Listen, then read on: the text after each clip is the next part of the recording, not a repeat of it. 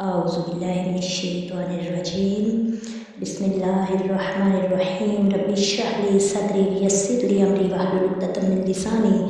یفقہوا قولی۔ سورۃ النساء پارہ نمبر 5۔ وما کان لمؤمن، اور نہیں جائز کسی مومن کے لیے ان یقتل مؤمنا، کہ قتل کرے کسی مومن کا، الا خطأ،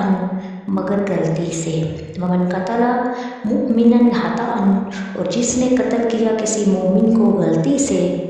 فتحریر رقبۃ مؤمنۃ،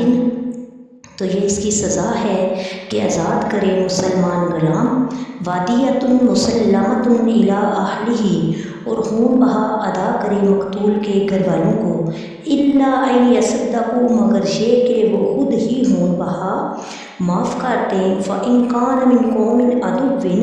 پھر اگر ہو مقتول اس قوم سے جو دشمن ہے، لکم تمہاری، وہو مؤمن، لیکن وہ مقتول خود مومن ہو، فتحریر رقبۃ مؤمنۃ، تو قاتل آزاد کرے ایک مسلمان غلام کو۔ وإن کان من قوم، اور اگر مقتول اس قوم سے ہو کہ ہو چکا ہے، بینکم و بینہم میثاق، تمہارے درمیان اور ان کے درمیان معاہدہ، فدیۃ مسلمۃ، تو قاتل خون بہا دے دے، الی اہلہ، اس کے گھر والوں کو، وتحریر رقبۃ مؤمنۃ، اور ایک مسلمان غلام، فمن لم یجد فصیام، تو جو شخص غلام نہ پا سکے، فصیام، تو وہ روزے رکھے، شہرین متتابعین، 2 ماہ لگاتار اس گناہ کی، توبۃ من اللہ، توبہ اللہ تعالیٰ کی طرف سے یہی مقرر ہے، وکان اللہ علیما حکیما، اور اللہ تعالیٰ سب کچھ جاننے والا اور حکمت والا ہے۔ ومن یقتل، اور جو کوئی شخص قتل کرے، مؤمنا، کسی مومن کو، متعمدا، جان بوجھ کر، فجزاؤہ، تو اس کی سزا جہنم، جہنم ہے، خالدا فیہا، وہ ہمیشہ اس میں رہے گا، وغضب اللہ علیہ، اور غضبناک ہوگا اللہ تعالیٰ اس پر، ولعنہ، اور دور کر دے گا اسے اپنی رحمت سے، وأعد لہ عذابا عظیما، اور تیار کر رکھا ہے اس نے اس کے لیے عذاب عظیم۔ یا ایھا الذین آمنوا، اے اہل ایمان، اذا ضربتم، جب تم سفر پر نکلو، فی سبیل اللہ، اللہ تعالیٰ کی راہ میں جہاد کے لیے، فتبینوا، تو خوب تحقیق کر لو، ولا تقولوا، اور نہ کہو اسے، لمن القی الیکم السلام، جو بھیجتا ہے تم پر سلام، لست مؤمنا، کہ تم مومن نہیں ہو، تبتغون عرض الحیاۃ الدنیا، تم تلاش کرتے ہو دنیاوی سامان، دنیاوی زندگی کا سامان، فعند اللہ مغانم، پس اللہ تعالیٰ کے پاس بہت زیادہ غنیمتیں ہیں، کثیرۃ، بہت زیادہ، وہ تمہیں غنی کر دے گا، کذالک، اسی طرح، کنتم من قبل، ایسے ہی کافر تم بھی تھے اس سے پہلے، فمن اللہ علیکم، تو پھر احسان فرما دیا اللہ تعالیٰ نے تم پر، فتبینوا، تم خوب تحقیق کر لیا کرو، ان اللہ کان بما تعملون خبیرا، یقیناً اللہ تعالیٰ اس سے جو کچھ تم کرتے ہو خبردار ہے۔ لا یستوی القاعدون، نہیں برابر ہو سکتے گھروں میں بیٹھنے والے،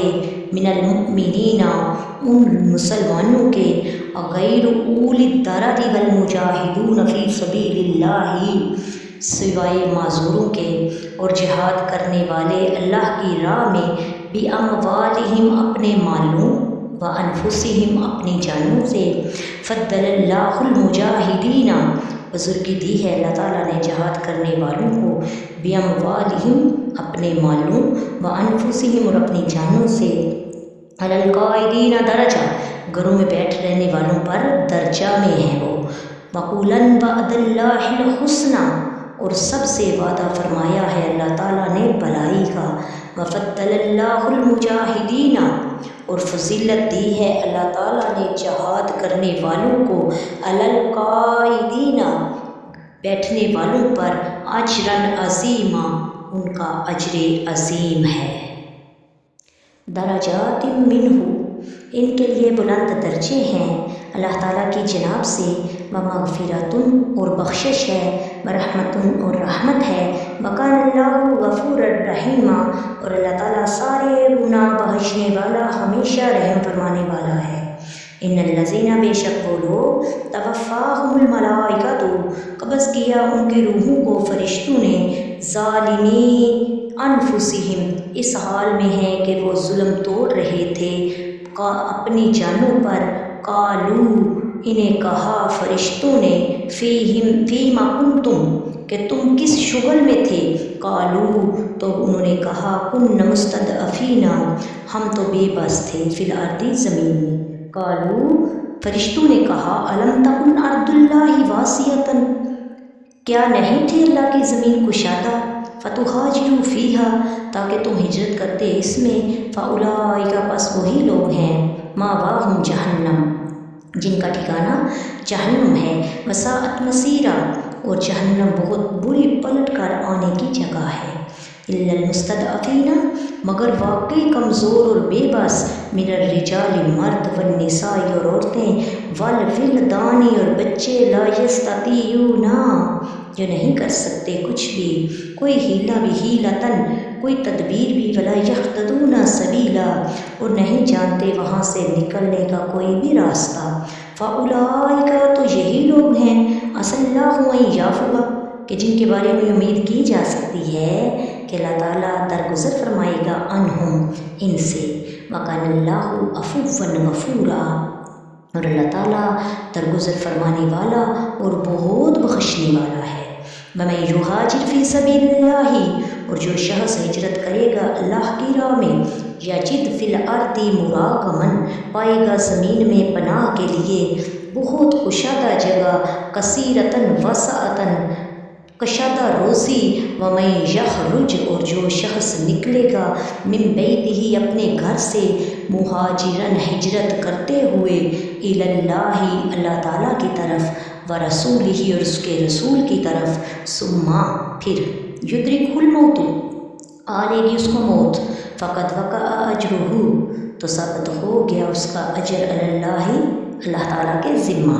وکان اللہ غفور الرحیم اور اللہ تعالیٰ غفور الرحیم ہے۔ وَإِذَا ضَرَبْتُمْ اور جب تم نکلو سفر کے لیے، فی الارض زمین میں، فَلَيْسَ عَلَيْكُمْ جُنَاحٌ تو نہیں تم پر کوئی حرج، أَن تَقْصُرُوا مِنَ الصَّلَاةِ اگر تم قصر کرو نماز میں، إِنْ خِفْتُمْ اگر ڈرو تم، أَن يَفْتِنَكُمْ اس بات سے، الَّذِينَ كَفَرُوا اس بات سے کہ تکلیف پہنچائیں گے تمہیں کافر، إِنَّ الْكَافِرِينَ كَانُوا لَكُمْ عَدُوًّا مُّبِينًا تو بے شک کافر تو تمہارے کھلے دشمن ہیں۔ بسم اللہ الرحمن الرحیم۔ تفسیر سورہ نساء کی پارہ نمبر 5 آیت نمبر 93۔ وَمَن یقتل اور جو قتل کرے، اس سے پہلی آیت میں غلطی سے کسی مسلمان کو قتل کر دینے کا بیان گزر چکا ہے، اس آیت میں جان بوجھ کر کسی مسلمان کو قتل کرنے کی آخری وعید بیان کی گئی ہے۔ کسی مسلمان کو جان بوجھ کر قتل کرنا شدید ترین کبیرہ گناہ ہے اور کثیر احادیث میں اس کی بہت زیادہ مذمت بیان کی گئی ہے۔ حضرت انس بن مالک سے روایت ہے، تاجدار رسالت صلی اللہ علیہ وآلہ وسلم نے ارشاد فرمایا، بڑے کبیرہ گناہوں میں سے ایک کسی جان کو ناحق قتل کرنا ہے۔ کسی مسلمان کو ناحق قتل کرنے والا قیامت کے دن بڑے خسارے کا شکار ہوگا۔ حضرت ابوبکر صدیق رضی اللہ تعالیٰ عنہ سے روایت ہے، نبی کریم صلی اللہ علیہ وآلہ وسلم نے ارشاد فرمایا، اگر زمین و آسمان والے کسی مسلمان کے قتل پر جمع ہو جائیں اور اللہ تعالیٰ سب اوندے منہ جہنم میں ان سب کو ڈال دے گا۔ حضرت ابو بکرہ رضی اللہ تعالیٰ عنہ سے مروی ہے، رسول کریم صلی اللہ علیہ وآلہ وسلم نے ارشاد فرمایا، جب دو مسلمان اپنی تلواروں سے لڑیں تو قاتل اور مقتول دونوں جہنم میں جائیں گے۔ راوی فرماتے ہیں میں نے عرض کی مقتول جہنم میں کیوں جائے گا؟ ارشاد فرمایا اس لیے کہ وہ اپنے ساتھی کو قتل کرنے پر مصر تھا۔ حضرت ابو ہریرہ رضی اللہ تعالیٰ عنہ سے روایت ہے حضور پر نور صلی اللہ علیہ وآلہ وسلم نے ارشاد فرمایا جس نے کسی مومن کے قتل پر ایک حرف جنتی بھی جتنی بھی مدد کی، ایک حرف جتنی تھوڑی سی بھی اگر مدد کی، وہ قیامت کے دن اللہ تعالیٰ کی بارگاہ میں اس حال میں آئے گا کہ اس کی دونوں آنکھوں کے درمیان لکھا ہوگا یہ اللہ عز و جل کی رحمت سے مایوس ہے۔ افسوس کہ آج کل قتل کرنا بڑی معمولی کام ہو گیا۔ چھوٹی چھوٹی باتوں پر جان سے مار دینا، غنڈہ گردی، دہشت گردی، ڈکیتی، خاندانی لڑائی، تعصب والی لڑائیاں عام ہیں۔ مسلمانوں کا خون پانی کی طرح بہایا جاتا ہے۔ گروپ اور جتھے اور عسکری ونگ بنے ہوئے ہیں جن کا قتل و غارت کرنا ہی ان کا کام ہے۔ آیت نمبر 94 وَإِذَا ضَرَبْتُمْ فِي سَبِيلِ اللَّهِ فَتَبَيَّنُوا جب تم اللہ کے راستے میں چلو تو خوب تحقیق کر لیا کرو۔ اس آیت مبارکہ کا شان نزول کچھ اس طرح ہے کہ مرداس بن نہیک جو فدق کے رہنے والے تھے، ان کے سوا ان کی قوم کا کوئی شخص اسلام نہ لایا۔ اس قوم کو خبر ملی کہ لشکر اسلام ان کی طرف آ رہا ہے تو قوم کے سب لوگ بھاگ گئے، مگر مرداس ٹھہرے رہے۔ جب انہوں نے دور سے لشکر کو دیکھا تو اس خیال سے کہ کہیں کوئی غیر مسلم جماعت نہ ہو، یہ پہاڑ کی چوٹی پر بڑھ چڑھ کر اپنی بکریاں لے کر اوپر چڑھ گئے۔ جب لشکر آیا اور انہوں نے اللہ اکبر کے نعروں کی آوازیں سنی تو یہود بھی تکبیر پڑھتے ہوئے اترے اور کہنے لگے لا الہ الا اللہ محمد رسول اللہ السلام علیکم۔ مسلمانوں نے خیال کیا کہ یہ اہل فدق تو سب کافر ہیں، یہ شخص دھوکہ دینے کے لیے ایمان کا اظہار کر رہا ہے۔ اس خیال سے حضرت اسامہ بن زید نے ان کو قتل کر دیا اور بکریاں لے آئے۔ جب تاجدار مدینہ کے صلی اللہ علیہ وآلہ وسلم کے حضور میں حاضر ہو کر تمام ماجرا عرض کیا تو حضور پر نور صلی اللہ علیہ وآلہ وسلم کو نہایت رنج ہوا اور فرمایا تم نے اس کے سامان کے سبب اس کو قتل کر دیا۔ اس پر یہ آیت نازل ہوئی اور حضور سید المرسلین نے حضرت اسامہ کو حکم دیا کہ مقتول کی بکریاں اس کے اہل خانہ کو واپس دے دو۔ یہ روایت الفاظ کے کچھ فرق کے ساتھ بخاری اور دیگر کتب حدیث میں بھی موجود ہیں۔ لا یستوی القاعدون من المؤمنین غیر اولی الضرر آیت نمبر 95 عذر والوں کے علاوہ جو مسلمان جہاد سے بیٹھے رہے وہ برابر رہے۔ اس آیت میں جہاد کی ترغیب ہے کہ بیٹھ رہنے والے اور جہاد کرنے والے برابر نہیں ہیں، بلکہ مجاہدین کے لیے بڑے درجات اور ثواب ہیں۔ اور یہ مسئلہ بھی ثابت ہوتا ہے کہ جو لوگ بیماری یا بڑھاپے یا ناطاقتی یا نابینائی، ہاتھ پاؤں کے ناکارہ ہونے اور عذر کی وجہ سے جہاد میں حاضر نہ ہوں وہ فضیلت سے محروم نہ کیے جائیں گے جبکہ اچھی نیت رکھتے ہوں۔ بخاری شریف میں ایک روایت میں ہے کہ جب اس آیت کا پہلا حصہ نازل ہوا کہ مجاہدین اور غیر مجاہدین برابر نہیں تو حضرت عبداللہ بن ام مکتوم جو نابینا صحابی تھے عرض کرنے لگے یا رسول اللہ صلی اللہ علیہ وآلہ وسلم میں نابینا ہوں، میں جہاد میں کیوں کر جاؤں گا؟ اس پر پھر یہ آیت نازل ہوئی یعنی معذوروں کو مستثنیٰ قرار دیا گیا۔ بخاری شریف میں حضرت انس رضی اللہ تعالیٰ عنہ سے روایت ہے نبی کریم صلی اللہ علیہ وآلہ وسلم نے غزوہ تبوک سے واپسی کے وقت فرمایا کچھ لوگ مدینہ میں رہ گئے ہیں، ہم کسی گھاٹی یا آبادی میں نہیں چلتے مگر وہ ہمارے ساتھ ہوتے ہیں، انہیں عذر نے روک لیا ہے۔ آیت نمبر 96 درجات منہ اس کی طرف سے بہت سے درجات۔ اس آیت میں اللہ تعالیٰ نے مجاہدین کا اجر بیان فرمایا کہ ان کے لیے اللہ تعالیٰ کی طرف سے جنت کے بہت سے درجات ہیں، ان کے گناہوں کی بخشش اور جنت کی نعمتیں ہیں اور اللہ تعالیٰ جہاد کرنے والوں کو بخشنے والا اور ان پر مہربان ہے۔ احادیث میں مجاہدین کے جنتی درجات کے بارے میں تفصیل بیان کی گئی ہے۔ حضرت ابو ہریرہ رضی اللہ تعالیٰ عنہ سے روایت ہے سید المرسلین حضور صلی اللہ علیہ وآلہ وسلم نے ارشاد فرمایا اللہ تعالیٰ نے مجاہدین کے لیے جنت میں 100 درجے مہیا فرمائے، 2 درجوں میں اتنا فاصلہ ہوگا جتنا زمین اور آسمان کے درمیان ہے۔ حضرت ابو سعید خدری رحمۃ اللہ رضی اللہ تعالیٰ عنہ فرماتے ہیں تاجدار رسالت صلی اللہ علیہ وآلہ وسلم نے ارشاد فرمایا اے ابو سعید جو شخص اللہ تعالیٰ کے رب ہونے، اسلام کے دین ہونے اور محمد مصطفیٰ صلی اللہ علیہ وسلم کے نبی ہونے پر راضی ہو گیا، اس کے لیے جنت واجب ہو گئی۔